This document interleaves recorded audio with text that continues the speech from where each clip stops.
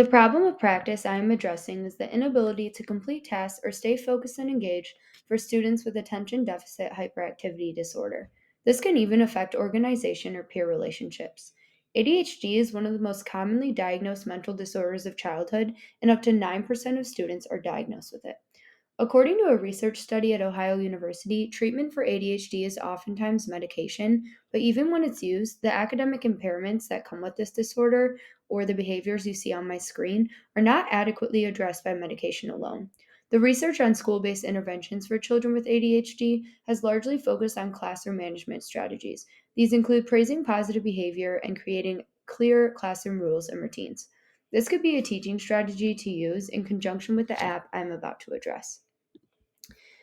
The app that I found is called Joon, and it is a game based app that motivates students to complete their daily tasks in the form of quests.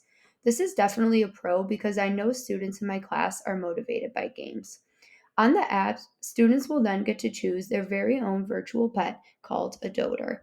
As you can see on my screen, this is the doter. They'll be able to feed, wash, and grow it. In order to care for their pet, your child will need to complete the quests you've assigned them. Then they will receive virtual coin rewards that will let them buy food and play with their pet. As they progress in the game, they'll begin unlocking other things such as new regions, clothing items, and even mini games.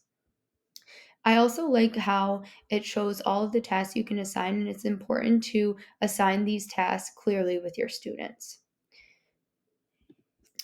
Through my research, a token economy program shapes student behavior by rewarding positive behavior with tokens online that can be used to play in this game.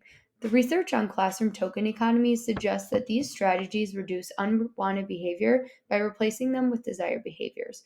Reward systems are an incredibly effective way to help students with ADHD execute tasks and stay focused.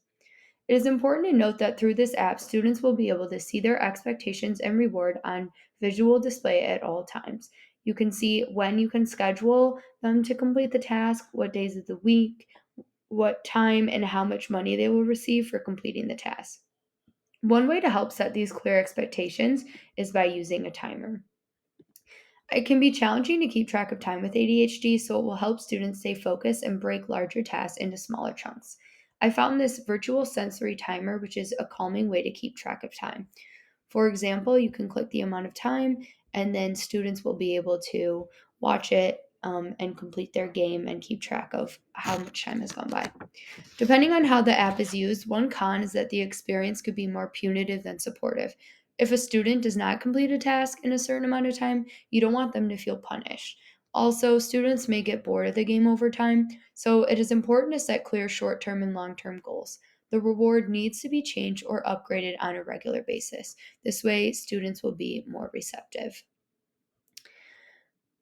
It is important to remember that children with ADHD do not misbehave or find difficulty in tasks on purpose, and they respond well to these immediate rewards.